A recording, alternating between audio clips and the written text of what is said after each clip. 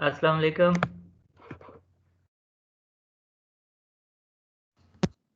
वालेकुम सलाम सर। क्या है, खैरियत है? अल्लाह का शुक्र है सर, आप सुनाएं। अल्हम्दुलिल्लाह। बस ठीक है, मैं शेयर करता हूँ।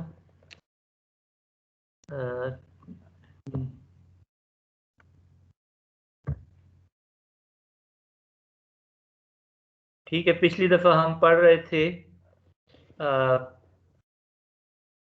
Method of characteristic.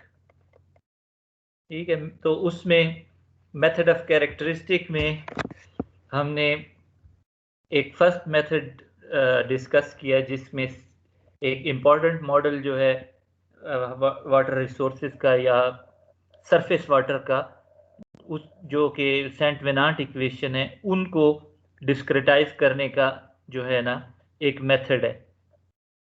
ठीक है, तो उसमें पहले हमने उसको कैरेक्टरिस्टिक फॉर्म में चेंज किया और फिर कैरेक्टरिस्टिक फॉर्म में चेंज कन्वर्ट करने के बाद फिर हमने उनको इस तरह अरेंज किया ताकि एक जो उसकी आप कह लें कि एक इम्पॉर्टेंट इक्वेशन जो है कैलकुलस की, उसके साथ उसको कंपैरिजन किया। उस कंपैरिजन के नतीजे में हमें पता चला कि जो है उनको हम जो है सिंपल ऑर्डिनरी डिफरेंशियल इक्वेशंस में कन्वर्ट कर सकते हैं। जो नॉन पार्शियल डिफरेंशियल इक्वेशन का सेट है, non linear partial differential equation का, उसको हमने कन्वर्ट किया ऑर्डिनरी डिफरेंशियल इक्वेशंस को। अलबत्ता उनको, वो जो ऑर्डिनरी डिफरेंशियल इक्वेशंस हैं वो कैरेक्टरिस्टिक के अलोंग डिफाइंड है, तो हमने फिर उनको इंटीग्रेट करना जब है तो उसको फिर कैरेक्टरिस्टिक के अलोंग जो है डिफरेंशिएट इंटीग्रेट करेंगे। ठीक है, और फिर हमने ये देखा कि इसमें बेसिकली जो है ये हाइपरबोलिक पार्शियल डिफरेंशियल इक्वेशंस हैं जिसमें जो कि जिसमें कि इंफॉर्मेशन जो है वो खास पाथ्स के अलोंग जो है ट्रांसमिट होती है या मूव करती है। उन पाथ्स को जो है कैरेक्टरिस्टिक्स कहते हैं, और फिर वो जो इंफॉर्मेशन है उसका एक zone of domain of dependence है और जोन ऑफ इन्फ्लुएंस है। ठीक है, तो किसी भी पॉइंट्स पे जो इंफॉर्मेशन आती है वो सारे पॉइंट उसमें कंट्रीब्यूट नहीं करते, बल्कि सिर्फ वही पॉइंट कंट्रीब्यूट करते हैं जो कि उस पॉइंट के डोमेन ऑफ डिपेंडेंस में लाए करते हो। जिस तरह P का डोमेन ऑफ डिपेंडेंस जो है वो कैरेक्टरिस्टिक C1 और C2 के दरमियान लाए करता है। ठीक है, तो अब P पे जब आप उसको सॉल्यूशन को आप एडवांस करेंगे तो वो उनमें यही पॉइंट्स जो हैं जो कि दो कर्व्स के दरमियान हैं, ये वही कंट्रीब्यूट करेंगे, सारे कंट्रीब्यूट नहीं करेंगे। ठीक है, और तो ये थोड़ा सा उसका मैंने रिटेल दोबारा सा वो पेश किया कि क्या मेथड ऑफ कैरेक्टरिस्टिक क्या है। अच्छा, अब उसको मेथड ऑफ कैरेक्टरिस्टिक की बुनियाद पे हम जो है सॉल्यूशन अगर हासिल वो करना चाहें तो हमें उसके लिए दो मेथड्स आमतौर पे इस्तेमाल होते हैं। एक स्टैगर्ड ग्रिड मेथड है पहला वाला उसमें, और दूसरा जो है रेक्टेंगुलर ग्रिड मेथड है।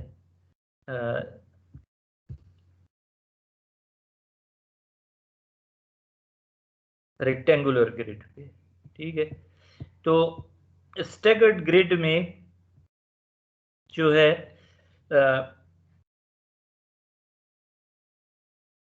ये इसका वो है, आप देख लें कि जो ग्रिड्स है ना वो ग्रिड स्टैगर्ड है, यानी कि जो पहली रो है उसके ऊपर एन ऊपर रो कोइंसाइड नहीं कर रही, बल्कि रो अगली अगली जो रो है वो डिस्प्लेस्ड है। ठीक है ना, तो पहली रो के अगर एन ऊपर रो होती तो वो फिर स्टैगर्ड ना कहलाता। स्टैगर्ड का मतलब ही ये है कि ये इनमें थोड़ा सा जो है ना फासला है, जिसकी वजह से एक पैटर्न जो है वो रेगुलर पैटर्न नहीं है, स्टैगर्ड है। और स्टैगर्ड ये कि एक रो के ऊपर रो नहीं आ रही, बल्कि नोड के ऊपर नोड नहीं आ रहा, एक दूसरी जो रो है उसकी नोड्स जो हैं वो एक मिड में है। ठीक है, ये स्टैगर्ड वो है ग्रिड। तो अब इसमें जो एक्स एक्सिस है, क्योंकि अब जो पीडीई है वो स्पेस और टाइम की फंक्शन है, और स्पेस को हम एक्स से डिनोट करते हैं और टी को टाइम से। तो जो सॉल्यूशन है वो एक्स टी प्लेन में हासिल होता है। ठीक है, तो आपके पास एक पॉइंट है पी, और पी आपने क्या एक जो वो है टाइम एडवांस करना है, यानी कि आपने टाइम मार्चिंग करनी है। एक नॉन टाइम पे अगर आपको सॉल्यूशन है तो आपने उस सॉल्यूशन को एडवांस करना है। ठीक है, तो अगर टी पे आपके पास से जो नोड्स हैं उस पे इंफॉर्मेशन मौजूद है, ठीक है, तो आपने सॉल्यूशन का क्या मतलब है कि आपने फिर टी प्लस डेल्टा टी पे जो है सॉल्यूशन उन नोड्स पे ऑब्टेन करना है। ठीक है, तो जो नोड्स की रोज की टाइम एक्सिस पे डिफरेंस है वो डेल टी के बराबर है, और ये डेल टी वो टाइम स्टेप बता रहा है कि कितने उससे आप टाइम स्टेप से इसको डिस्क्रिटाइज कर रहे हैं। ठीक है, तो आपके पास एक पॉइंट P है, और पॉइंट M पे आपको इंफॉर्मेशन पता है, L पे भी पता है, R पे भी पता है। आपने फिर पॉइंट P पे इंफॉर्मेशन को एडवांस करना है। ठीक है, तो we wish to calculate the solution at point P, which is at time t plus delta t. We know all the solution values at previous time at time t. ठीक है, time T पे हमें पता है, और time T plus delta T पे हम solution हासिल करना चाहते हैं। तो एल और एम जो हैं वो पॉइंट पी के लेफ्ट और राइट पे दो पॉइंट हैं प्रीवियस टाइम टी पे। ठीक है, तो अब हम क्या करते हैं कि हम पॉइंट एल और आर से अगर दो कैरेक्टरिस्टिक पास करें, C1 जो है वो फॉरवर्ड कैरेक्टरिस्टिक है, और C2 जो है वो बैकवर्ड कैरेक्टरिस्टिक है। ठीक है ना, तो ये पास करें तो ये क्रॉस कर रहे हैं।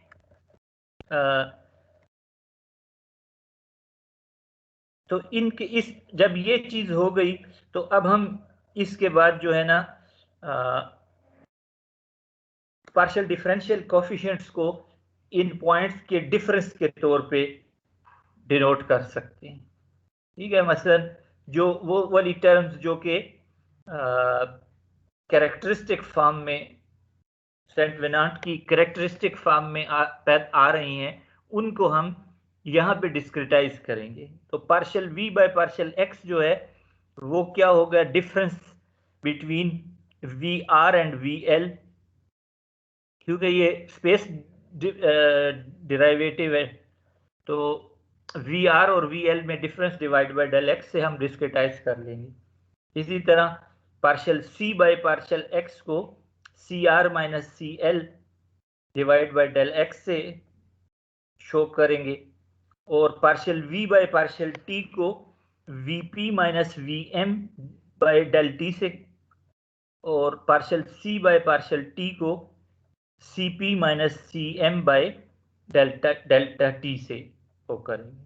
ठीक है, ये डिफरेंस फॉर्म में वही डेरिवेटिव हमने लिख लिए, क्योंकि जिस तरह मैंने पहले कहा था कि हम पार्शियल डिफरेंशियल इक्वेशंस जो हैं वो कंटिन्यूस लैंग्वेज में लिखी गई हैं, या कंटिन्यूस स्पेस और टाइम को कंटिन्यूस एज्यूम करती हैं, लेकिन हमारे पास चूंकि हमने कंप्यूटर पे सॉल्व करना है, तो कंप्यूटर जो है उसकी मेमोरी जो है वो फाइनाइट है, इनफाइनाइट नहीं।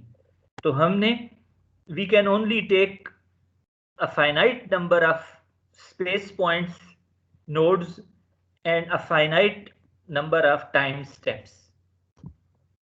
ठीक है ना? तो जो के एनालिटिक डेरिवेशन होती है, एनालिटिक कैलकुलस होती है, उसमें तो आपके पास इख्तियार है कि आप इंटरवल को कितना भी छोटा कर दें, ठीक है, as del x tend to 0। लेकिन यहाँ हमारे पास ये इख्तियार नहीं है कि हम डेल एक्स को जो है आर्बिट्रेरीली अपनी मर्जी से जो है ना कम करते जाएं, क्योंकि पॉइंट अगर कम करेंगे तो फिर उसका मतलब है कि आप पॉइंट्स को मजीद पॉइंट्स लेने पड़ेंगे, नोड्स मजीद लेनी पड़ेंगी। तो हर नोड्स के लिए आपने फिर कंप्यूटर की मेमोरी में एक खाना भी तो मुख्तस करना है जिसमें वो कैलकुलेशन सेव हो।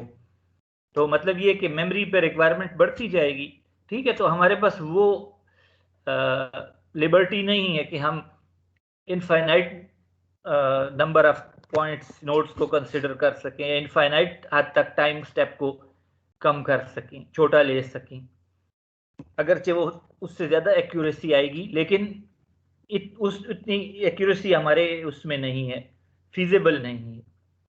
तो अब इस तरह हमने इसको डिस्क्रेटाइज कर लिया, ठीक है। अब हम क्या करते हैं, ये जो है इसको सेंट वेनांट की जो फॉर्म है उसमें पुट करते हैं, इक्वेशन 3 में जो दी हुई है, जो उसने उसमें ये डेरिवेटिव्स पुट करते हैं, ठीक है। तो उसमें ये इसमें पुट कर लिए ये जो सेंट वेनांट की इक्वेशन है। तो अब इसमें इसको जब ये हो गई तो अब हमारे पास अननोन तो वीपी है, तो हम इसको फिर अलजेब्रिकली मैनिपुलेट करते हैं ताकि वीपी जो है वो इसका एक तरफ हो जाए और बाकी सारी टर्म्स जो नोन है वो दूसरी तरफ हो जाए। तो इससे इस इक्वेशन को जब हम मैनिपुलेट करेंगे अलजेब्रिकली, तो आपके पास VP is equal to V M plus del T by del X into these terms, ठीक है। तो ये इक्वेशन जो है एक्सप्लिसिट है। एक्सप्लिसिट का मतलब ये है कि आपकी जो अननोन है वो सिर्फ इक्वेशन के लेफ्ट हैंड साइड पे ही नजर आ रहा है, बाकी जगह लेफ्ट पे नहीं है। अगर जिस तरह एक इक्वेशन एक्सप्लिसिट होती है तो उसको आसान सॉल्व करना आसान होता है, लेकिन अगर एक्सप्लिसिट ना हो तो फिर आपको इक्वेशन को numerically solve, non linear equation जो है वो आमतौर पे एक्सप्लिसिट नहीं होती, तो उसके लिए फिर आपको सॉल्यूशन उसको सॉल्व करना पड़ता है न्यूटन राफसन टेक्निक से या कोई और उससे मिलती जुलती टेक्निक से। जिस तरह के हमने इक्वेशन पढ़ी थी जो कि पाइप फ्लो में थी, उसमें एफ जो हम हासिल करते थे, तो उसमें एफ जो था वो इक्वेशन के राइट पे भी था और लेफ्ट पे भी था, तो हमें फिर उसके लिए उसको सॉल्व करना पड़ता था। लेकिन जब अगर आपकी इक्वेशन की एक ही तरफ अननोन हो तो वो उसको सॉल्व करना आसान होता है, उसको एक्सप्लिसिट कहते हैं। तो इसमें वीपी जो है वो नोन अननोन है और बाकी जितने भी वैल्यूज हैं राइट हैंड साइड पे वो एल एम और आर के सबस्क्रिप्ट के साथ हैं। और आपको पता है कि एल एम एंड आर जो है वो टाइम टी के वैल्यू है, वेरिएबल्स हैं। तो इसका मतलब ये है कि एक्सप्लिसिट इक्वेशन में जो अननोन टाइम पे वेरिएबल होता है it is defined in terms of known variables values at known time, ठीक है। तो अब वीपी को हम फाइंड कर सकते हैं। इसी तरह फिर जो दूसरी इक्वेशन है सेंट वेनांट की, उसमें जब हम यही डिफरेंशियल कोफिशिएंट इंसर्ट करते हैं और उसको फिर सॉल्व करते हैं तो हमारे पास जो है सीपी आ जाता है, ठीक है। Explicit this equation is explicit in 16 is explicit in CP. इसका मतलब है सीपी को एक तरफ कर दिया और दूसरी तरफ दूसरी चीजें हो गई तो वो सारी नोन है, ठीक है। तो आपने जो कंजर्वेटिव फॉर्म है उसके अननोन क्या है, वी और सी। ठीक है, तो आपने जो अननोन पॉइंट है उस पे सीपी और वीपी जो है वो फाइंड कर लिया। These expressions for VP and CP enable the solution to be determined since all variables on the right hand side are from the known conditions at the starting time level t. They can be used to calculate the solutions at every advanced time point on the t plus del t level by moving from point to point using each one's lower left and right point values। ठीक है, अब आपने एक point के लिए जो कर लिया वो और पॉइंटों के लिए भी आप कर सकते हैं कि हर पॉइंट पे उसके जो पिछले टाइम स्टेप पे दाएं और बाएं की वैल्यू है उनको एल और आर को यूज करते हुए आप सॉल्यूशन को एडवांस कर सकते हैं। ठीक है, लेकिन ये वो पॉइंट्स हैं जो कि आपकी कैलकुलेशन डोमेन के इंटीरियर में लाए कर रहे हैं। लेकिन देयर आर सम पॉइंट्स जो कि जहां पे के डोमेन शुरू होती है या डोमेन एंड होती है, वहां पे आपको ये इक्वेशनें नहीं मिलेंगी, वहां पे आपको बाउंड्री कंडीशंस अप्लाई करनी पड़ेगी।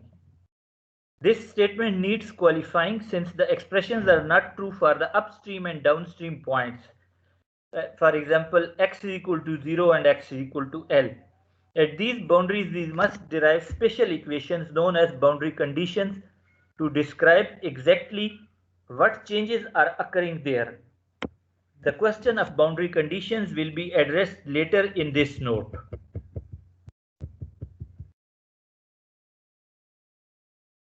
ठीक है, अच्छा, अब जो है इसमें एक और चीज डिस्कस की है, स्टेबिलिटी एंड एक्यूरेसी। ठीक है, हम अपने जो मॉडल है या जो हमारा सॉल्यूशन है वो जो है वो पार्शियल डिफरेंशियल इक्वेशन का जो है ना एक तर्जुमान है, उसका एक आज उसके सामने आईना रख दें तो उसकी तस्वीर उसमें आ रही है। ठीक है ना, हमने उसको उसी को सॉल्यूशन को जो है उसके सॉल्यूशन से जो एग्जैक्ट सॉल्यूशन से जो चीज़ें हासिल होती थी वो हमने न्यूमेरिकली सॉल्व की हैं, लेकिन इसके लिए कोई शराइत भी होनी चाहिए जो कि हमारा सॉल्यूशन फुलफिल करे, ताकि हम उसमें फिर कॉन्फिडेंस हमारा डेवलप हो या हम कह सकें कि उसकी सॉल्यूशन की सेहत के लिए कुछ शराइत हैं जो कि सॉल्यूशन ने पूरी करनी है। जब तक वो ये पूरी नहीं करेगा हम उसकी सेहत पे एतबार नहीं कर सकते। यानी हम सेहत से मुराद ये है कि क्या वो उसके सॉल्यूशन करेक्ट हैं। तो इसके लिए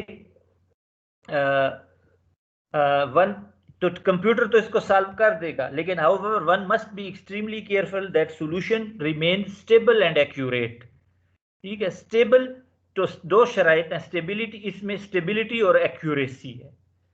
ठीक है, तो स्टेबिलिटी का एक क्राइटेरियन जो है ना वो इसने डेवलप किया है। ठीक है, स्टेबिलिटी का मतलब ये है कि सॉल्यूशन जब आगे एडवांस होता है तो उसमें ऐसा नहीं हो रहा कि जो चीज़ आप जो पीक है वो कम हो जाए या पीक ज़्यादा हो जाए या फॉल्स पीक वो प्रोड्यूस कर दे।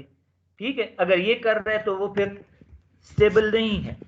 तो जिस तरह एक डायनामिक सिस्टम होता है, यानी अगर कोई दौड़ रहा है तो वो एक डायनामिक सिस्टम है, तो अगर वो तो जब वो दौड़ रहा है और अगर वो गिर जाए तो गिरने का मतलब ये अनस्टेबल हो जाएगा।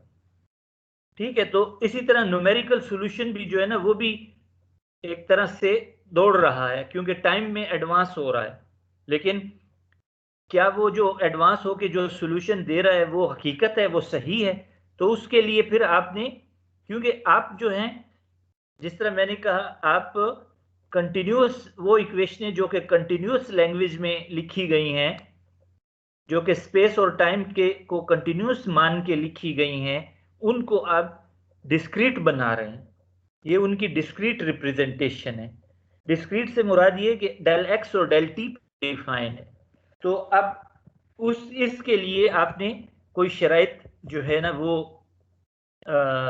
रखी हैं। तो वो शराइत वो ये क्या है, मिसाल के तौर पे एक पॉइंट P है, उस पे कैरेक्टरिस्टिक L और कैरेक्टरिस्टिक्स पास कर रही हैं C1 और C2 जो P पे क्रॉस कर रही हैं, ठीक है ना। तो अब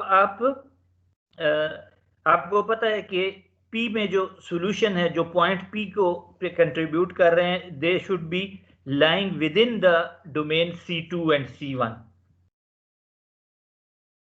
ठीक है ना। तो अगर कोई पॉइंट है जो कि इस डोमेन से बाहर है और या इस तरफ है, तो वो इसमें कंट्रीब्यूट नहीं करना चाहिए।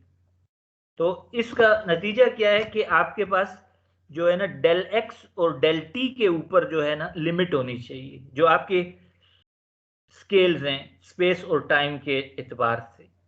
और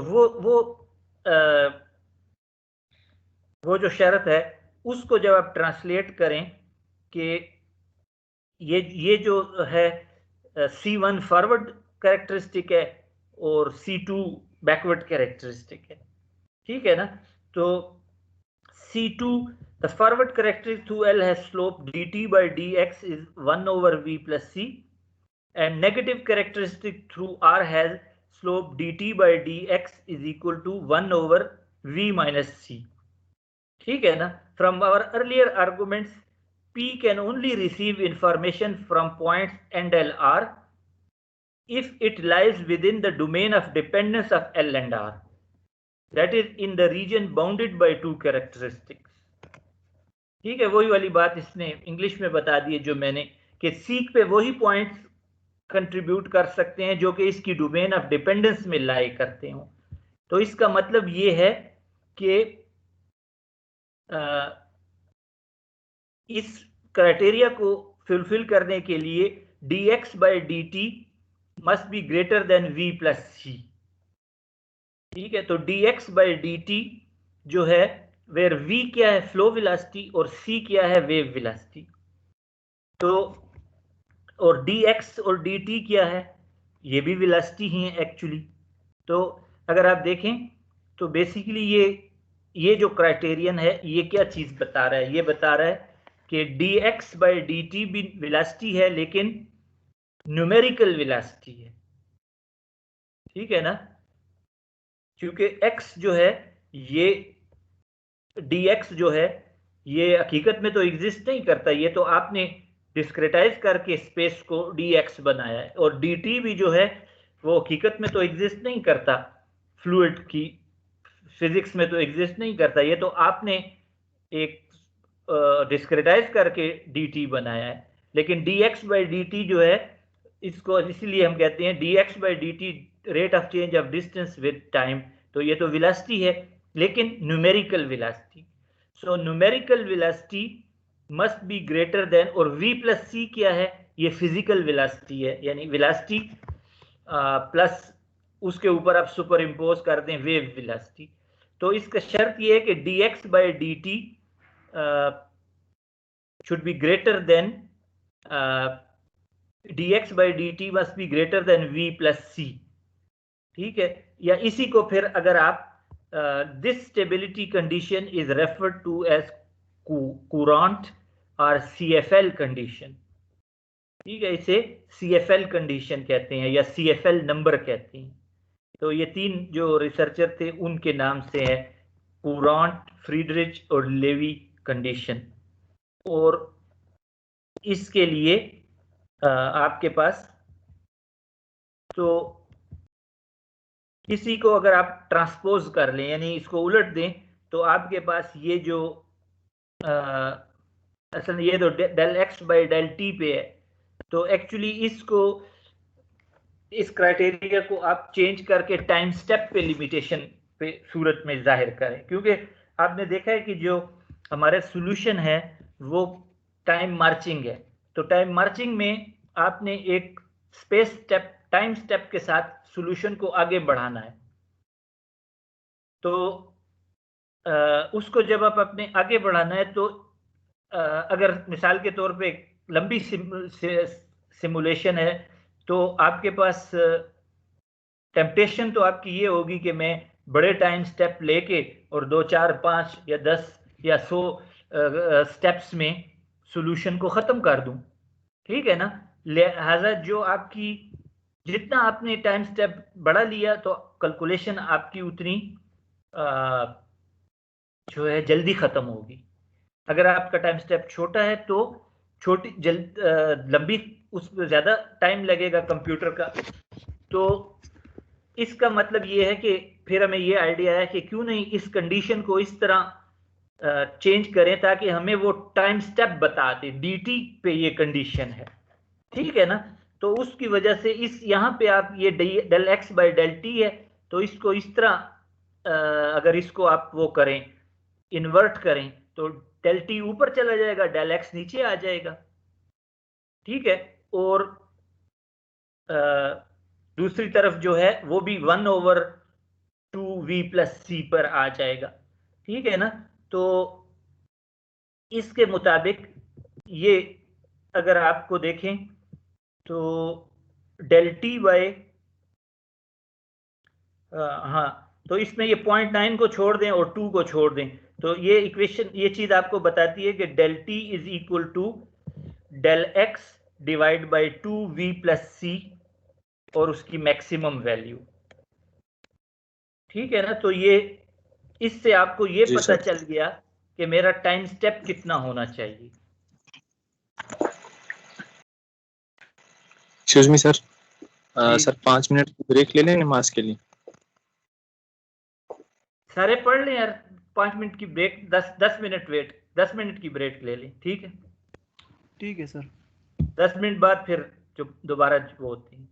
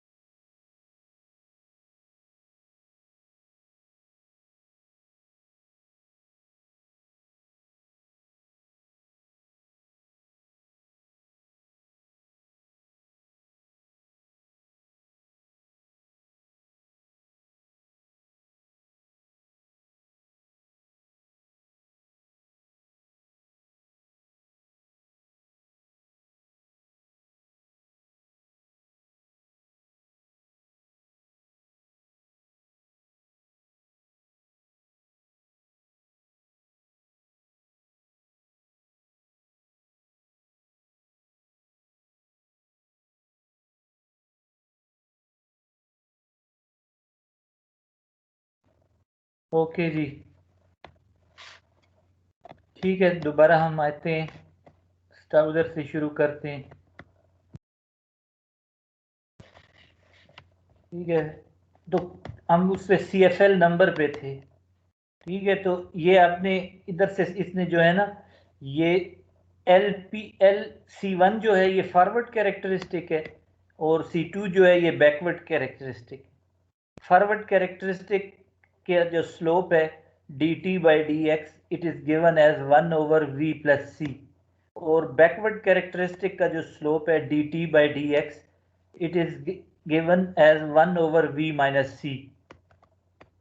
ठीक है, अब ये जस्ट इन केस कि आप सोच रहे हो ये किधर से आए, तो पीछे हम जाते हैं, तो मैं आपको बताऊं कि ये उसी उनके कैरेक्टरिस्टिक फॉर्म में ये है।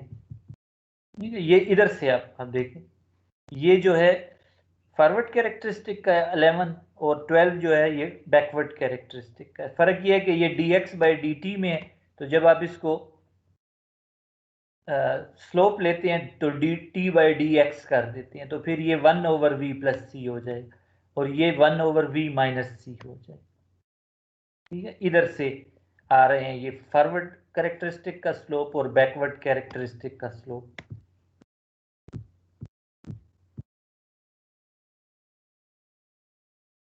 ठीक है ना, और अब ये इधर भी यही कह रहा है कि forward characteristic as slope dt by D X 1/v plus C, और नेगेटिव कैरेक्टरिस्टिक का स्लोप है 1/v माइनस सी।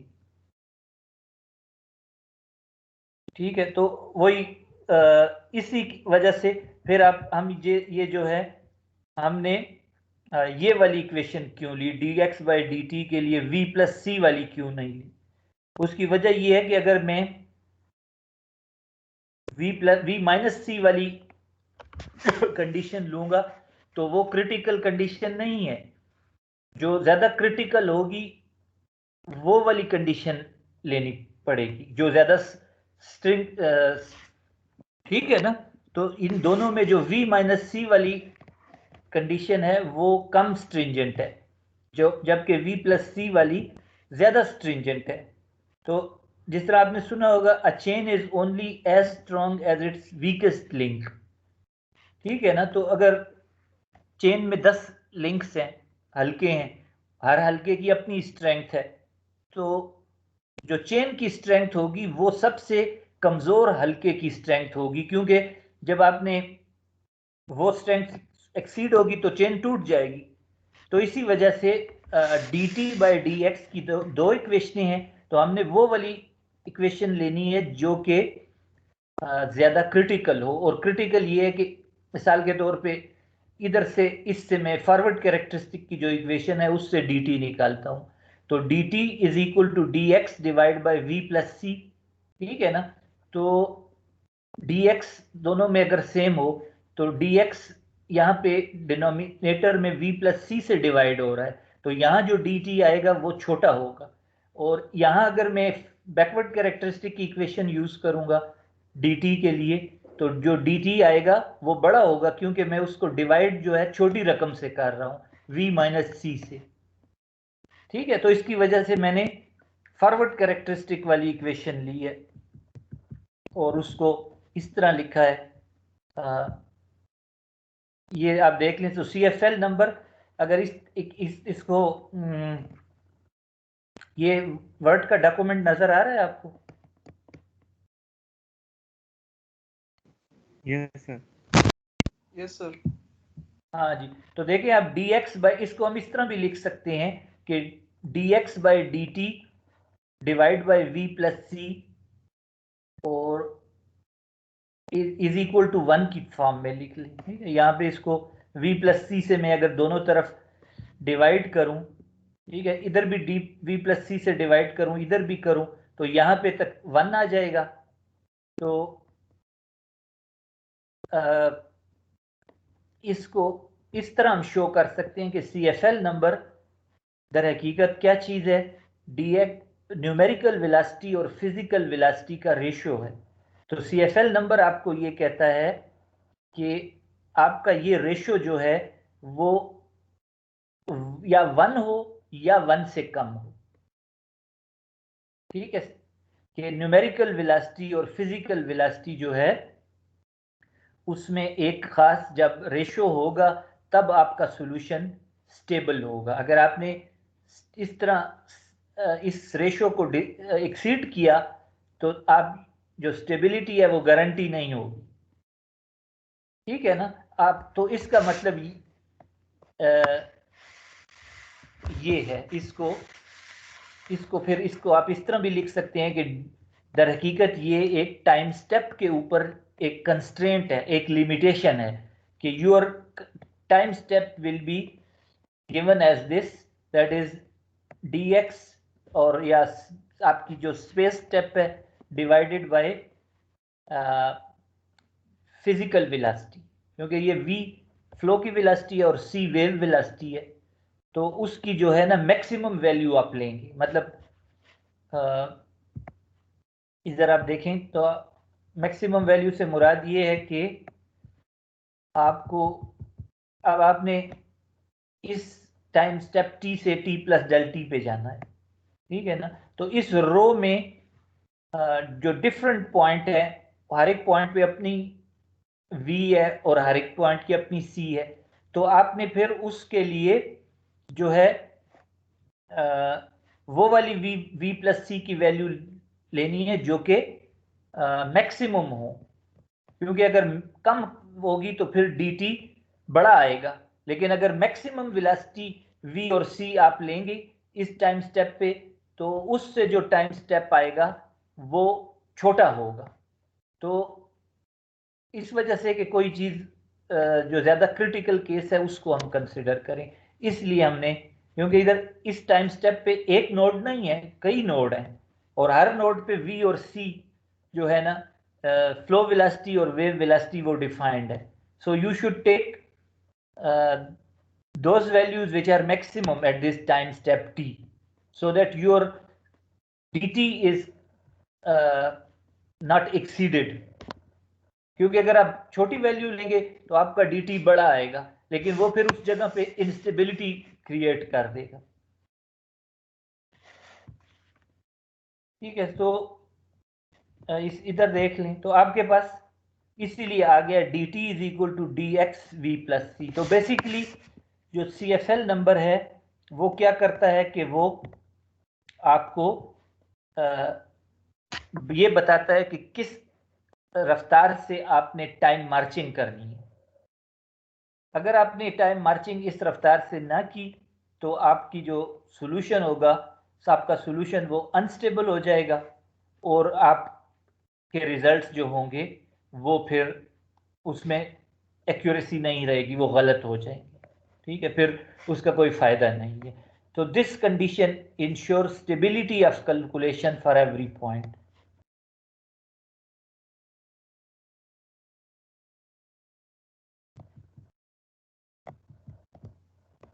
ठीक है, ये इसमें जो है ना आपको पहला न्यूमेरिकल मेथड था जो स्टेगर्ड ग्रिड वाला था। ठीक है, अब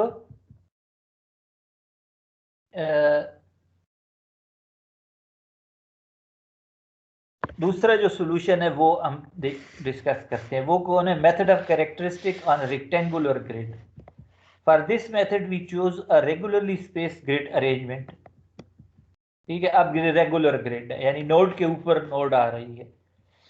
This figure shows the advanced time solution point P with the forward and backward characteristics passing through it. These intersect with the initial time level at points L, left and right respectively.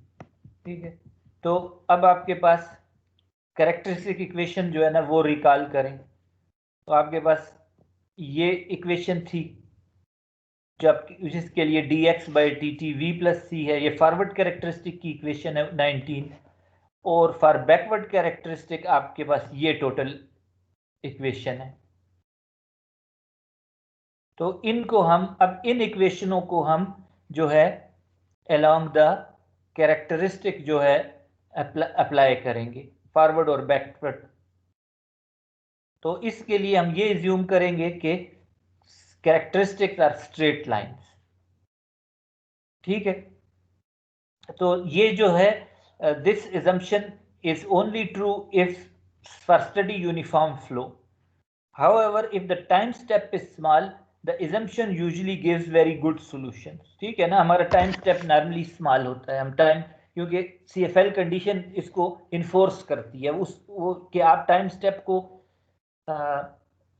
Slow अगर थोड़ा ज़्यादा बढ़ाएंगे तो आप फिर solution सही आपका नहीं होगा, अनस्टेबल होगा।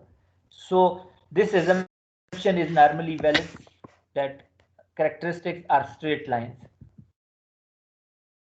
So दूसरी चीज क्या है कि अब हम उसको कैरेक्टरिस्टिक्स का स्लोप जो है ना वो कंस्ट्रक्ट करते हैं। सो we know that slope when the forward characteristic crosses the known time level t is given by dx by dt is equal to vl plus cl। ठीक है,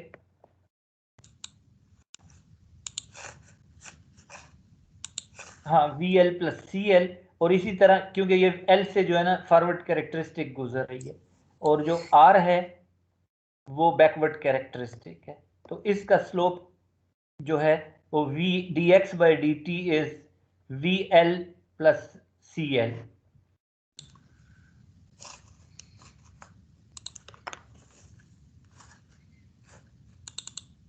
ठीक है, तो लेकिन L जो L और है P, ये जो है ग्रिड पॉइंट्स पे लाई नहीं करते। ठीक है, L जो है वो ग्रिड पॉइंट पे लाई नहीं कर रहा, यानी W पे लाई नहीं कर रहा। इसी तरह जो R है, जो बैकवर्ड कैरेक्टरिस्टिक जिससे पास हो रही है, वो पॉइंट भी जो है ग्रिड में लाई नहीं करता, वो O और E के दरमियान लाई कर रहा है, और L जो है वो O और W के दरमियान लाई कर रहा है। तो फिर हमें L और R पे जो वैल्यूज हैं वेलोसिटी की और C की, सेलेरिटी की, वो हमें हासिल करनी पड़ेंगी। तो वो किस तरह हम करेंगे? हम इंटरपोलेशन से हासिल करेंगे, क्योंकि इस L पे अगर वैल्यू मालूम नहीं है तो W और O पे तो है ना दाएं बाएं, और O अगर R पे नहीं है तो उसके दाएं बाएं O और E पे तो है, तो हम इंटरपोलेट करेंगे। ठीक है, ये हमारी स्ट्रेटजी होगी।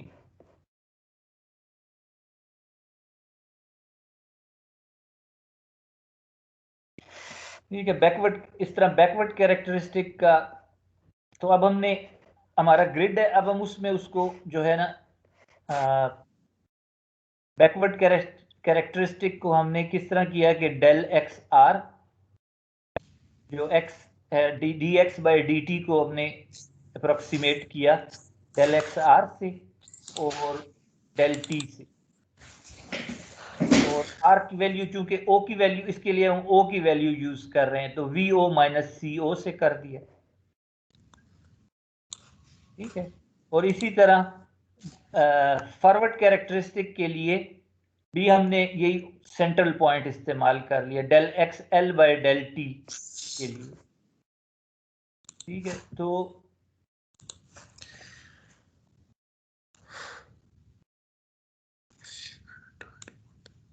फिर हम क्या करेंगे कि इक्वेशन 19 को फॉरवर्ड कैरेक्टरिस्टिक के अलोंग अप्लाई करेंगे। ठीक है, एल पी के अलोंग, तो इधर आए, फॉरवर्ड कैरेक्टरिस्टिक की इक्वेशन है change in v plus 2c। ठीक है, तो इस इक्वेशन को अब हम फॉरवर्ड कैरेक्टरिस्टिक के अलोंग इंटीग्रेट करेंगे। तो डी v प्लस 2c का मतलब है चेंज, तो इसको हम जो दो पॉइंट्स है हमारे पास L और P, उनकी डिफरेंस ले लेंगे। ठीक है, मिसाल के तौर पे VP plus 2CP minus VL plus 2CL, देखो ये फॉरवर्ड कैरेक्टरिस्टिक है। तो फॉरवर्ड कैरेक्टरिस्टिक के अलोंग जो P पे वैल्यू है VP plus CP plus 2CP minus this इधर की वैल्यू, उनकी difference divide by del t, तो वो डेल टी जो है इधर चला गया, तो G और जी इंटू आई माइनस जे के साथ। तो ये आपने फॉरवर्ड कैरेक्टरिस्टिक को अप्रोक्सीमेट कर लिया। इसी तरह ये आपने Vp माइनस 2Cp जो है ये बैक R और P जो बैकवर्ड कैरेक्टरिस्टिक है उसके साथ अप्रोक्सीमेट कर लिया। अब इन दोनों इक्वेशनों को आप साइमल्टेनियसली सॉल्व करेंगे तो इससे आपको P पे जो वैल्यूज हैं Vp और Cp की वो हासिल हो जाएंगी। ठीक है, इसको Vp आपके पास आ गया। ठीक है, Vp is equal to VL plus VR divide by 2 plus CL minus CR plus del TG by 2 to I minus JL plus I minus JR। ठीक है, और ये दोनों को ऐड किया तो ये आ गया, और दोनों को सब्ट्रैक्ट करें तो आपके पास Cp आ गया।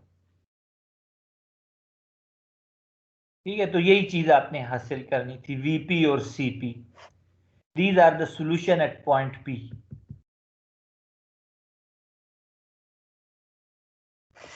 तो इसमें बाज़ वक़्त आप फिर आसान करने के लिए फ्रिक्शन स्लोप को जो है उसको आप मिड पॉइंट O पे जो है अप्रोक्सीमेट करते हो। ठीक है ना, तो इसमें आप देखें डेल टी जी आई माइनस जे को आपने O पे अप्रोक्सीमेट किया, ये फॉरवर्ड कैरेक्टरिस्टिक के लिए, ये बैकवर्ड कैरेक्टरिस्टिक के लिए। और फिर आपके पास ये Vp और Cv इस तरह आ गया।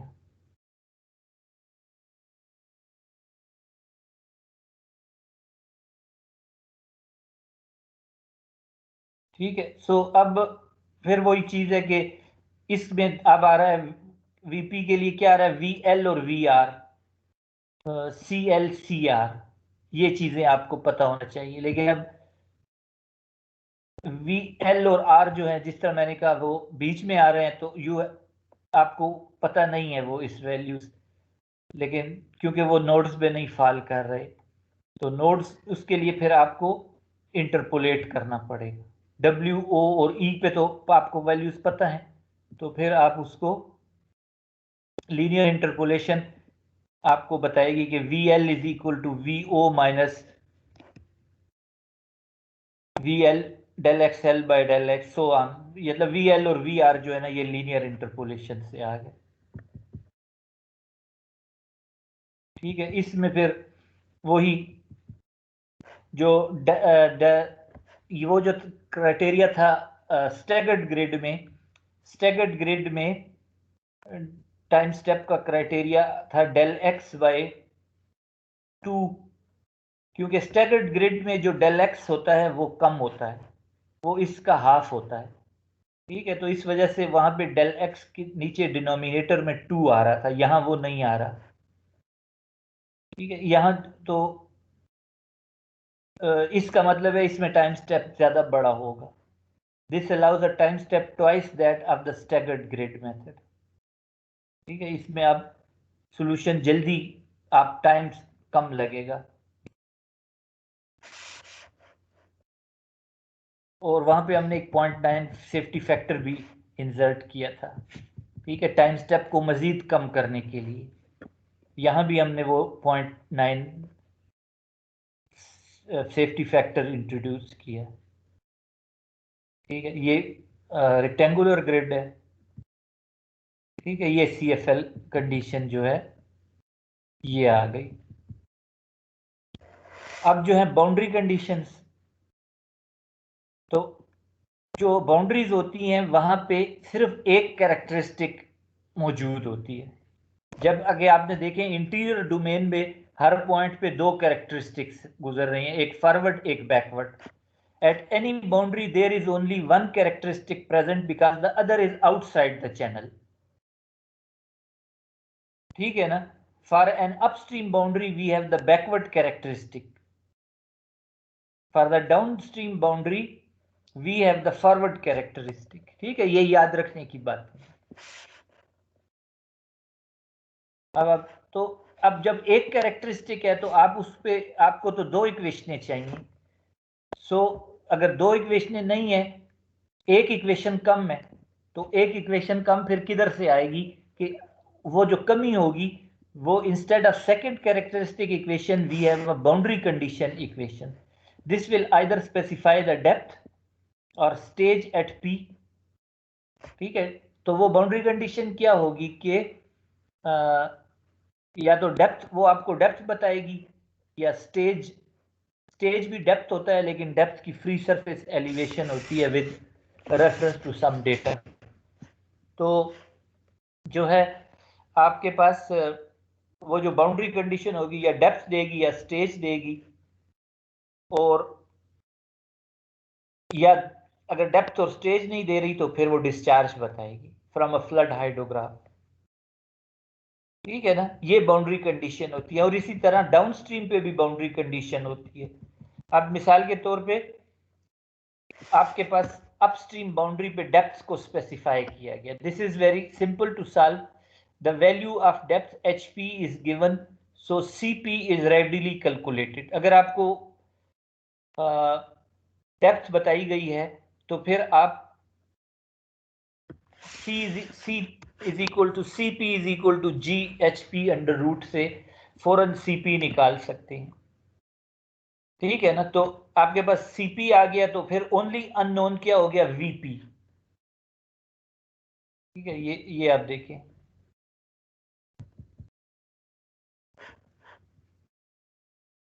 ठीक है, ये जो फिगर 9 है इसमें लेफ्ट वाला पॉइंट देखें, ये बाउंड्री है इनफ्लो बाउंड्री, यहां से फ्लो चैनल शुरू हो रहा है। तो इस पे बाहर से तो कोई कैरेक्टरिस्टिक नहीं आ सकता, क्योंकि बाहर तो जो है ना वो तो चैनल में शामिल ही नहीं है।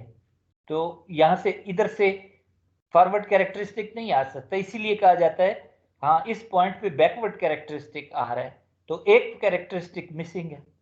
इसी तरह ये जो राइट साइड पे फिगर है, इसमें जो है एक ही कैरेक्टरिस्टिक है फॉरवर्ड कैरेक्टरिस्टिक, बाहर से तो नहीं आ सकता। बाहर जो है ना वो तो आपकी बाउंड्री से आउट है, बाहर तो एज आपके सिस्टम से बाहर एक चीज है, वो तो शायद है भी नहीं। तो मैं इधर ये चीज का मजाज तो नहीं हूं कि इधर से बैकवर्ड कैरेक्टरिस्टिक लाऊं या इधर से फॉरवर्ड कैरेक्टरिस्टिक लाऊं, इसी वजह से बाउंड्री पे एक कैरेक्टरिस्टिक मिसिंग हुई, तो उसकी कमी बाउंड्री कंडीशन पूरी करती है।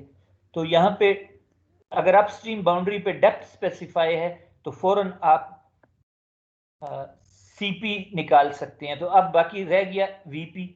ठीक है, तो वीपी जो है उसके लिए तो एक बैकवर्ड कैरेक्टरिस्टिक मौजूद है।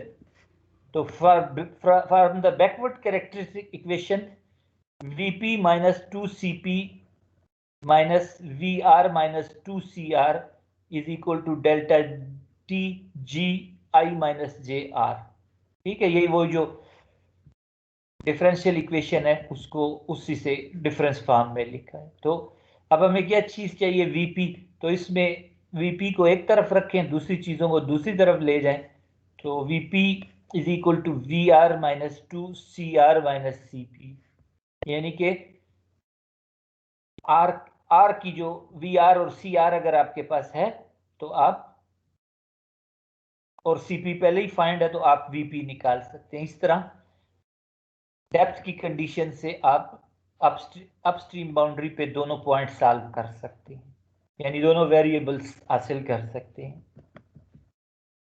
इसी तरह अगर डेप्थ स्पेसिफाई है डाउनस्ट्रीम बाउंड्री पे, ठीक है, तो this is again very simple to solve. Value of HP is given, so cp can be calculated and only the solution for vp is required from the forward characteristic equation। अब boundary पे तो forward characteristic equation है downstream boundary पे, ठीक है, channel जहां खत्म हो रहा है। तो अब आप उस इक्वेशन फॉरवर्ड कैरेक्टरिस्टिक इक्वेशन को यूज करते हुए वीपी की वैल्यू निकालेंगे और उस पे सीएल और वीएल इंसर्ट करेंगे और एचपी सीपी इंसर्ट करेंगे। सो आपके पास वीपी आ जाएगा। ठीक है, ये वो कंडीशन है जहां डेप्थ स्पेसिफाइड है। एक और कंडीशन क्या हो सकती है कि डिस्चार्ज स्पेसिफाई हो। ठीक है, डिस्चार्ज अगर स्पेसिफाई हो, in this case discharge QP is given, but this must be converted to a value in term of VP or CP. So the shape of the channel section must be known to allow the area of flow to be calculated from depth. ठीक है ना, अगर discharge given है तो अब discharge को आपने VP या CP की फॉर्म में कन्वर्ट करना होगा, क्योंकि आपकी जो सेंट फेर्नांड की इक्वेशन है कैरेक्टरिस्टिक फॉर्म में, वो VP और CP उसके लिए वेरिएबल्स हैं। तो आप QP को लिखेंगे cross sectional area times VP, ठीक है, और क्रॉस सेक्शनल एरिया को फिर आप लिखेंगे विड्थ B और हाइट या डेप्थ ऑफ फ्लो HP। सो आपके पास, और फिर HP को आप लिखेंगे CP² G इंटू VP। सो आपके पास VP आ गया which is equal to QP यानी discharge times G divided by B CP²। ठीक है, VP अब आ गया, इसको फिर क्योंकि ये अपस्ट्रीम बाउंड्री है तो आपके पास बैकवर्ड कैरेक्टरिस्टिक इक्वेशन है, उसमें फिर आप VP की जगह ये वैल्यू इंसर्ट करें। ठीक है, और CP उसी तरह ही रहेगा, CR VR तो आपको जो है वो पता होगा क्योंकि पिछले टाइम स्टेप पे है। तो इसको जब आप रीअरेंज करेंगे तो आपके पास फिर एक क्यूबिक इक्वेशन बनेगी। ठीक है, इसको न्यूटन राफसन टेक्निक से आप फिर सॉल्व कर लेंगे तो CP आ जाएगा। ठीक है ना,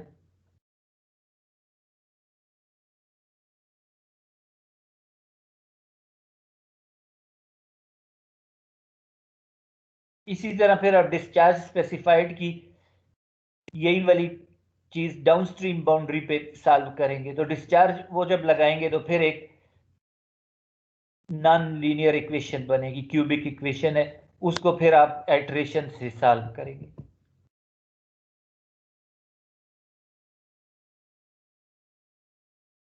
अच्छा, अब सुपर क्रिटिकल फ्लो में क्या होता है, when the flow is super critical the wave speed c is greater than the velocity of flow.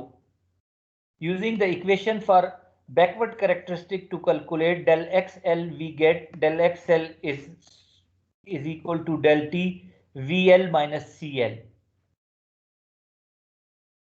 So अगर CL जो है वो अगर सुपर क्रिटिकल फ्लो इंटर कर रहा हो अगर, तो फिर CL जो है वो VL से बड़ा होता है। इसका मतलब है डेल XL इज नेगेटिव। ठीक है, डेल XL नेगेटिव और characteristic around point P then look like those in figure 10। ठीक है ना, तो अब आपके पास the backward characteristic has now moved over to the left side and has a positive slope. ठीक है, it will never move so far as to be to the left of the forward characteristic. ठीक है, इस case में फिर आपके पास जो है ये हाँ, ये है सुपर क्रिटिकल फ्लो के लिए।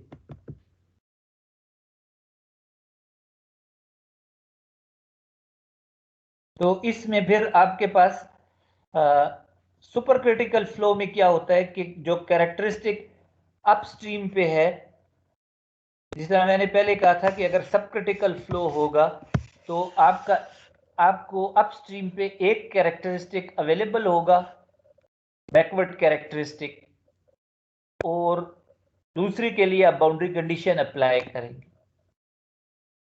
लेकिन सुपर क्रिटिकल फ्लो में अगर डोमेन में सुपर क्रिटिकल फ्लो आ रहा है तो उस सूरत में फिर आपके पास वो जो वाहिद कैरेक्टरिस्टिक होता है बैकवर्ड कैरेक्टरिस्टिक, वो भी जो है ना आउटसाइड द चैनल चला जाता है, लाए कर जाता है।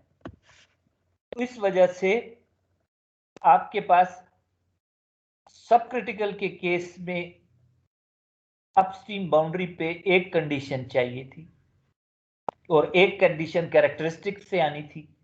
जब सुपर क्रिटिकल फ्लो हुआ है अपस्ट्रीम पे, तो आपके पास जो एक कैरेक्टरिस्टिक अवेलेबल था वो भी डोमेन से बाहर चला गया। तो अब आपके पास अननोन है 2 और कैरेक्टरिस्टिक एक भी नहीं है। लिहाजा आपने क्या करना है, what do you need 2 boundary condition in case of super critical flow entering the domain. ठीक है ना। अब क्योंकि आपको वीपी और सीपी निकालना है, तो अगर उसके लिए आपके पास 2 कैरेक्टरिस्टिक होने चाहिए, तो 2 तो होते ही नहीं है, एक होता है और वो सुपर क्रिटिकल में वो भी नहीं अवेलेबल होता। सो आपके पास there should be 2 boundary condition if flow enters the domain in super critical flow. और डाउनस्ट्रीम बाउंड्री पे क्या होता है, दोनों कैरेक्टरिस्टिक अवेलेबल होती हैं। ठीक है ना। सो जब दोनों बाउंड्री कंडीशन पे सुपर क्रिटिकल फ्लो हो तो डाउनस्ट्रीम बाउंड्री पे कोई भी बाउंड्री कंडीशन अप्लाई नहीं होती, क्योंकि दोनों आप कैरेक्टरिस्टिक अवेलेबल होते हैं। ठीक है। So at the downstream boundary there are 2 characteristic available and no boundary condition is required in supercritical flow। और सब क्रिटिकल में आपको एक बाउंड्री कंडीशन चाहिए अपस्ट्रीम पे भी और डाउनस्ट्रीम पे भी, और एक कैरेक्टरिस्टिक से आ जाएगा। ठीक है।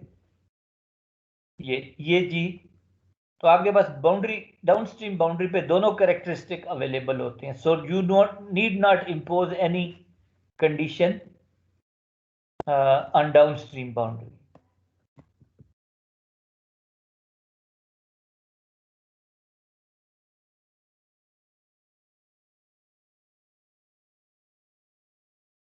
ठीक है। ये आप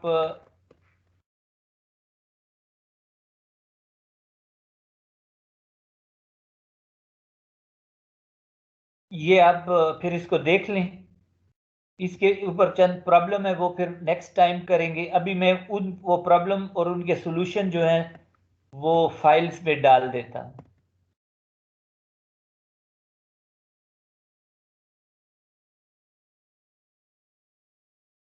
उसमें अपलोड कर देता हूं। आप फिर उन प्रॉब्लम्स को, 3 प्रॉब्लम्स हैं, उन 3 प्रॉब्लम्स को जो है ना आप सॉल्व करके फिर आए, अच्छी तरह अपनी तरफ से देख लें, फिर हम नेक्स्ट टाइम उसको डिस्कस कर लेंगे।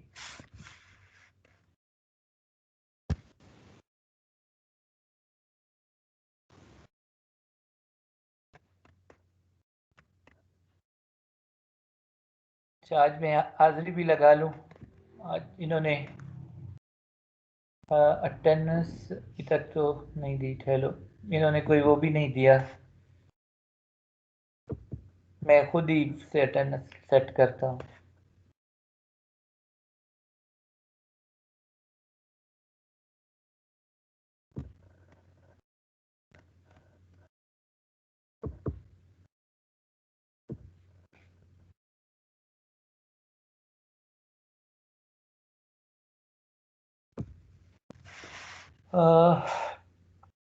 सवाल, चलो मैं उसको अभी टाइम है, why not solve those problems, वही डिस्कस अभी कर लेते हैं, बाद में भी फिर आप अगर ज़रूरत पड़ी तो दोबारा डिस्कस कर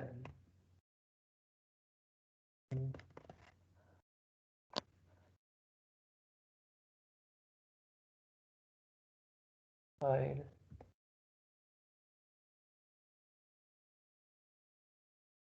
हाँ ये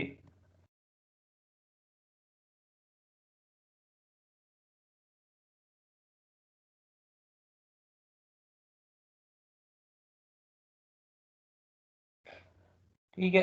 ये आपको विजिबल है प्रॉब्लम? Yes, sir. ठीक है। The flow in a rectangular channel of width 5 metre, slope 0.001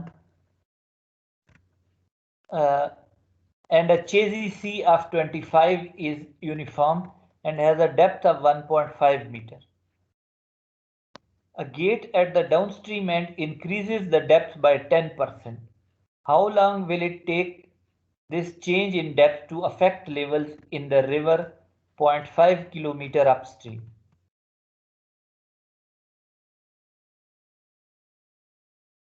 ठीक है, तो इसमें आप देखो सवाल जो सवाल होता है ना कि जिस टाइप के सवाल आप सॉल्व कर सकते हो वो आपको बता रहा होता है कि एक्चुअली इस इक्वेशन से या इस मेथड से किस किस्म के प्रैक्टिकल नेचर के सवाल आप हल कर सकते। ठीक है, तो इसमें क्या हुआ है कि एक चैनल है वो यूनिफॉर्म फ्लो पे चल रहा है और उसकी डेप्थ ऑफ फ्लो 1.5 मीटर है, उसका एक स्लोप है 1 in 1000 और उसकी विड्थ है 5 मीटर है, चेजी सी जो है वो 25 है। अब आपने जो है ना डाउन स्ट्रीम एंड पे एक गेट लगा है, उस गेट को जो बंद किया है तो उससे क्या हुआ है कि डेप्थ वहां पे 10% इंक्रीज कर गई है। अब वो कहता है कि how long will it take this change in depth, और अब वो वहां पे जो डेप्थ इंक्रीज हुई है वो वेव जो है अपस्ट्रीम ट्रेवल करेगी ना, अपस्ट्रीम पे भी जो जाएगी तो डेप्थ को वेरी करेगी। तो आपने ये बताएं कि एक पॉइंट जो है वो रिवर में अपस्ट्रीम पे 0.5 किलोमीटर अपस्ट्रीम वाक़ई है, तो कितनी देर में वो चेंज इन डेप्थ उस जगह पे पहुंचेगी। तो इस तरह के सवाल आप जो है ना ये अनस्टडी फ्लो के प्रॉब्लम्स हैं, तो या तो आप इसको मॉडल चला के हल करेंगे या आप मेथड ऑफ कैरेक्टरिस्टिक्स से हल करेंगे। ठीक है, तो अब इसका सॉल्यूशन देख लेते हैं।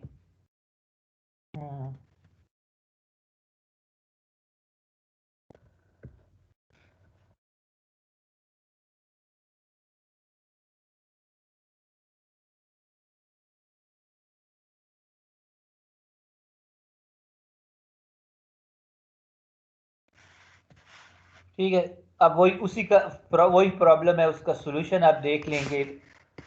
B is equal to 5 metre, ये तो वो है यूनिफॉर्म फ्लो के लिए। फिर वेलोसिटी जो है इस तरह चेजी फार्मूले से इस तरह गिवन है, एम जो है वो हाइड्रोलिक रेडियस है, इसको आप फिर हाइड्रोलिक रेडियस को area divide by wetted parameter उसने लिखा है, और वेलोसिटी फाइंड कर ली 0.765, और डाउनस्ट्रीम एंड पे गेट लगा हुआ है, तो डाउनस्ट्रीम एंड पे आपको पता है एक ही कैरेक्टरिस्टिक होती है जिसको हम जो फॉरवर्ड कैरेक्टरिस्टिक एग्जिस्ट करती है। तो downstream at end we have a forward characteristic. Forward characteristic की इक्वेशन जो है वो ये है। ठीक है, फॉरवर्ड कैरेक्टर इसमें जो इक्वेशन आप वो बनाते हैं ना, जो उसका एक फिगर होता है वो इंपॉर्टेंट है, वो ये बताता है कि आपके पास सब क्रिटिकल फ्लो में डाउनस्ट्रीम पे जो है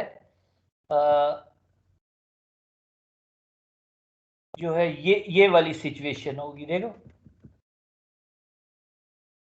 ये वाली, ये राइट पे वीपी जो है वो नेक्स्ट टाइम स्टेप पे एक पॉइंट है, और एल और ओ जो है ना वो मौजूदा टाइम स्टेप पे है। तो आपने आपका जो ऑब्जेक्टिव होता है वो find values VP and CP. ठीक है, अब आपके पास ये वाली कंडीशन है डाउनस्ट्रीम एंड पे, और ये फॉरवर्ड कैरेक्टरिस्टिक है। तो फॉरवर्ड कैरेक्टरिस्टिक की इक्वेशन जो है वो आपके पास दी हुई है उसमें सेंटविन। ठीक है, तो वो जो पीछे मैंने आपको बताई कैरेक्टरिस्टिक फॉर्म में ना डिफरेंशियल इक्वेशन, तो फॉरवर्ड कैरेक्टरिस्टिक के अलोंग आप इसको इंटीग्रेट करेंगे। ठीक है ना, तो फॉरवर्ड कैरेक्टरिस्टिक की इक्वेशन क्या है कि V D of V plus 2c by D T is equal to G I minus J. ठीक है ना, तो अब आप इसके पास ये डाउन स्ट्रीम पे फॉरवर्ड कैरेक्टरिस्टिक की इक्वेशन है और राइट साइड पे जी आई माइनस जे है। तो वो कहता है कि क्योंकि ये आपका फ्लो यूनिफॉर्म चल रहा है शुरू में, तो आपके पास ये वाली ये i माइनस i should be equal to j, so right hand side 0 हो जाती है। ठीक है, as uniform flow i is equal to j, so right hand side 0 हो गई। अब वो कहता है कि गेट जो बंद हुआ तो डेप्थ जो है वो 10% बढ़ गई, ये उसने गिवन है। इसका मतलब है cp is equal to under root g h. तो h पहले क्या था, यूनिफॉर्म फ्लो का डेप्थ ऑफ फ्लो 1.5 था, जब उसका 10% बढ़ गया तो अब वो 1.5 से को 1.1 से मल्टीप्लाई करें तो ये डेप्थ होगी, तो इससे आपके पास cp आ गया 4.023। तो एक जो है अननोन, तो आपको cp जब आ गया तो फिर आप dp भी निकाल सकते हैं, क्योंकि dp is cp square by g, so dp is 1.65।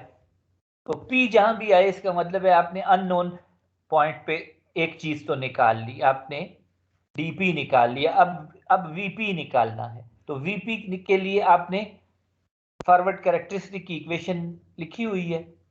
ठीक है, vp इज नोन, इस तरह cp चाहिए, cp आपने ये निकाला हुआ है 4.023। अब vl और cl चाहिए, तो vl और cl तो वो अगर आप देखें तो वो पॉइंट, वो वाले पॉइंट है जो पिछले टाइम स्टेप पे हैं, तो वो तो यूनिफॉर्म फ्लो वाले पिछले टाइम स्टेप पे तो यूनिफॉर्म था ना, तो इसका मतलब है uniform vl is uniform flow velocity and cl is wave celerity calculated by uniform flow depth. समझ गए ना? तो हमारे पास यूनिफॉर्म फ्लो की वेलोसिटी भी है और यूनिफॉर्म फ्लो की डेप्थ भी है, तो उससे हम VL CL निकालेंगे और CP हमारे पास है, इसमें डालेंगे तो हमारे पास VP आ जाएगा। Therefore VP is equal to VL plus 2CL minus CP। VL CL CP की वैल्यू डालेंगे तो VP आ जाएगा विच इज 0.391 मीटर पर सेकेंड। ठीक है ना? तो VP और CP हमने निकाल लिया, यानी कि आपने जो गेट बंद किया उससे डेप्थ जो है 10% डाउनस्ट्रीम बाउंड्री पे बढ़ गई, और जो टाइम स्टेप है उस प्रोसेस का, जो नेक्स्ट टाइम स्टेप पे अब आपने और उससे वेव जनरेट हुई, यानी कि क्या हुआ, अनस्टडी कंडीशंस जनरेट हुई। अब जब तक के यूनिफॉर्म फ्लो था तो उस वक्त तक तो सेंट वेनार्ड इक्वेशन को जेर बहस लाने का फायदा ही नहीं है, क्योंकि सेंट वेनार्ड इक्वेशन तो अनस्टडी फ्लो को जो है ना उससे सॉल्व करती हैं। तो आपने जो गेट बंद किया तो क्या हुआ, एक वेव जनरेट हुई। वेव किस चीज की अलामत है, अनस्टडी फ्लो की। तो फिर सवाल पैदा हुआ कि ये अनस्टडी फ्लो कितनी देर में 500 मीटर ऊपर जाएगा। समझ गए ना? तो फिर हमने सेंट वेनार्ड इक्वेशन को सॉल्व करने की कोशिश की, जो कि हमने मेथड ऑफ कैरेक्टरिस्टिक से की। उससे हमें पता चला कि जो नेक्स्ट टाइम स्टेप पे वेलोसिटी और सीपी की वैल्यू है, वीपी और सीपी, वो हमने कैलकुलेट की forward by integrating along the forward characteristic, तो वो हमारे पास वैल्यूज आ गई। अब हमने ये देखना है कि ये फॉरवर्ड कैरेक्टरिस्टिक की वैल्यूज तो आ गई, अब ये देखना है कि ये पीछे इंफॉर्मेशन कितनी देर तक ट्रेवल करेगी। तो अब पीछे इंफॉर्मेशन किस तरफ से जाएगी, बैकवर्ड कैरेक्टरिस्टिक से ही जाएगी ना। To find the time for this depth change to move upstream we look at the equation of the characteristic travelling away from the boundary, that is backward characteristic. ठीक है, हर पॉइंट पे एक forward characteristic होती है, एक backward characteristic होती है। तो जाहिर है जो बैकवर्ड कैरेक्टरिस्टिक होगी बाउंड्री से, वही मेन स्ट्रीम में जो है पीछे जाके इंफॉर्मेशन के मैसेंजर के तौर पे एक्ट करेगी। तो अब बैकवर्ड कैरेक्टरिस्टिक की इक्वेशन हम उधर सेंट वेनार्ड से लाते हैं, तो वो हमें बताया कि dx by dt is equal to v minus C. ठीक है ना? तो अब मैं इससे मैंने तो ये निकालना है कि जी कितनी देर में पहुंचेगी, तो कितनी देर का मतलब है dt। सो मैं इसको लिखता हूं dt is equal to dx minus divide by v minus C. ठीक है ना? और फिर मेरे पास dx जो है वो उसने खुद ही कहा है कि कितना फासला 500 मीटर, ठीक है, और v जो है वो vp और c जो है वो cp, ठीक है, और एक चूंकि बैकवर्ड डायरेक्शन है तो हम dx को माइनस के साथ लिख लेते हैं, ठीक है, इसी वजह से, और आप vp और cp की वैल्यू पुट कर देते हैं तो आपके पास dt आ गया 137 सेकेंड। समझ गए ना? तो ये है सारी कहानी।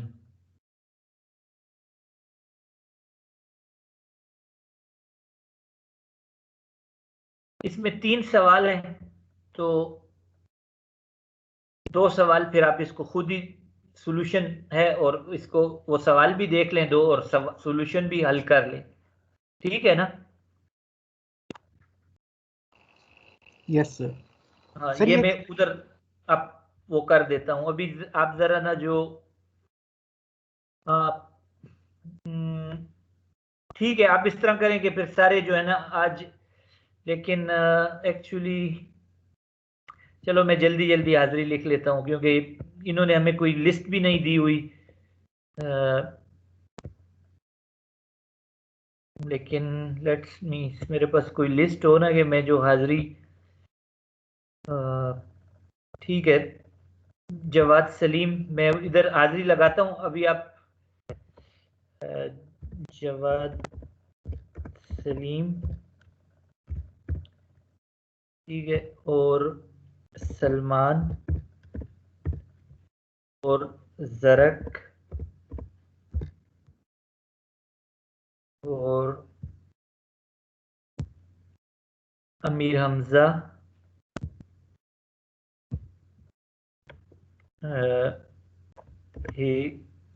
एच दुरानी,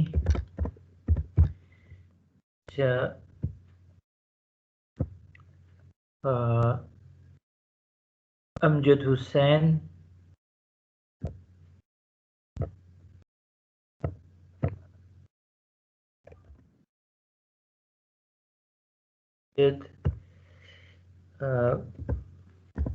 वकार अजीम,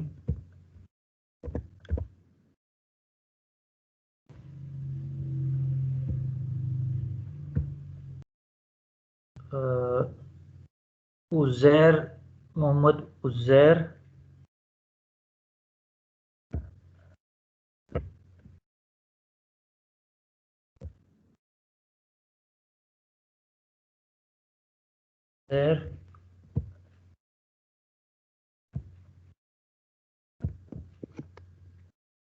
इकरामुल्लाह और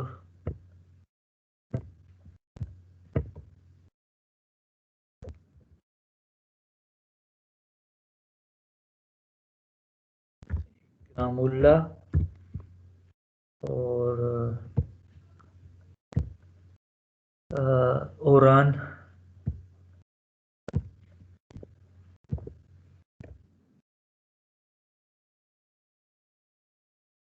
अच्छा,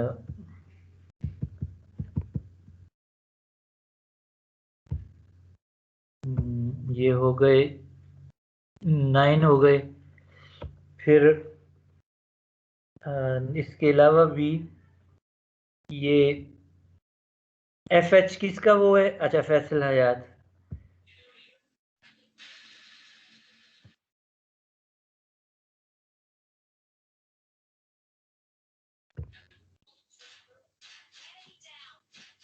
ठीक है, आयशा नूर,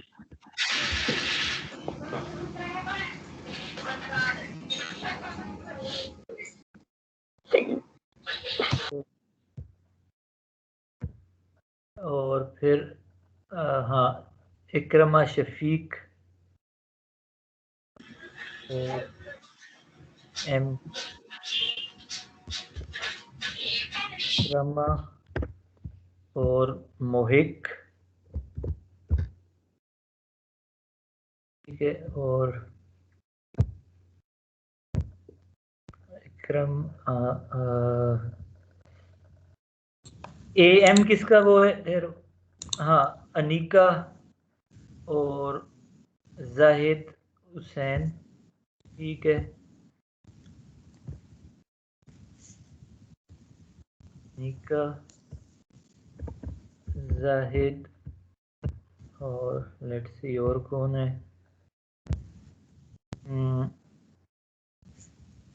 मोहम्मद वकार, अमजद का नाम तो हो गया, मिसबाह और मोहम्मद वकार। मोहम्मद वकार, आपके पास आखिरी नाम कौन सा है? सर मोहम्मद वकार सलीम। सलीम, ठीक है। हाँ, वो मोहम्मद वकार सलीम, और एक और भी है,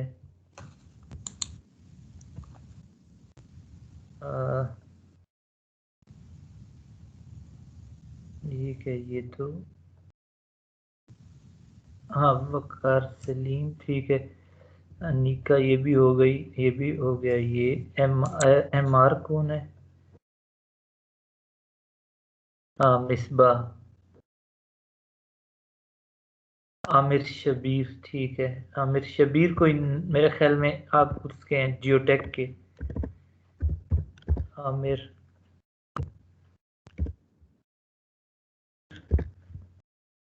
ठीक है। मिसबाह, और हाँ, एक एस कौन है? ये हो गया के एम। हाँ, ख्वाजा हसीब मकबूल, ठीक है। हसीब मकबूल। अच्छा, अब मैं देखूंगा कि सारे हो गए कि नहीं। हाँ, 19 स्टूडेंट हैं जी। रोहित सर। हाँ, सॉरी, आपका मोहम्मद नाम राशिद इसमें नहीं आ रहा था। मैं लिख रोहित, और वो जो आरफा रशीद है वो हाजिर है? मोहम्मद राशिद सर। ठीक है। कमर हाँ सर। जी। अजहर खान सर। हाँ, सॉरी सॉरी, बस ये इसी में बाकियों के भी नाम लिखता हूँ मैं। वो उधर जो मुझे नजर आ रहे थे मैंने उसी तरह लिखा है। मोहम्मद रशीद हो गया। कमर। हाँ, कमर नियाज, अजहर खान, और कमर नियाज,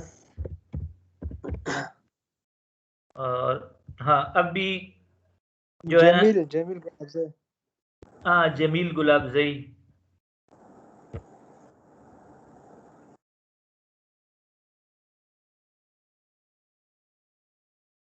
जमील, सर आरिफा राशिद। ठीक है। अरफा राशिद, ठीक है। अभी जो है 25 स्टूडेंट हो गए। सर हसन दानिश। हाँ, हसन दानिश, ठीक। आप भी वो हमारे नए स्टूडेंट हैं, ठीक है। आप 26 स्टूडेंट हो गए। सर हाफिज अरसलान भी। अच्छा, अच्छा। अरसलान, आपका नाम इसमें वो मौजूद है, आप ज्वाइन कर लिए ना? जी सर। ठीक है, चलो। अच्छा, मैं सोच रहा था वो मेरे से आपका वो एडिशन ऐड करना रह गया था। अच्छा। ठीक है, तो जो स्टूडेंट आज आए हैं ना वो काइंडली अपने पहले वाले उनसे ना नोट्स ले लें। सर मोहम्मद अवैस। हाँ, मोहम्मद अवैस, ठीक है। तो जो आज आए सर हैं जी, सर वो एलएमएस पे वो कोर्स ये एनरोल करना था, वो शायद मैं देख रहा था उधर नहीं आ रहा था। एलएमएस पे यार वो बड़े स्लो हुए हैं, कोई मेरे ख्याल में उन्होंने आप कंप्यूटेशनल हाइड्रोलिक्स तो डाल दी है, शायद कोई की वगैरह चाहिए उसके लिए। जी सर। चलो, मैं की फाइंड करके ना फिर इसी में लिख दूंगा, ठीक है सर। ठीक है ना? तो आज काफी स्टूडेंट ऐसे हैं जो पहली दफा आए हैं, तो सर वो अपना कलीमुल्ला फिर सही। नोट्स वगैरह ले लें जी। कलीमुल्ला सही। कलीमुल्ला, ठीक है। कलीमुल्लाह, आप तो पिछले कोर्स में भी थे ना?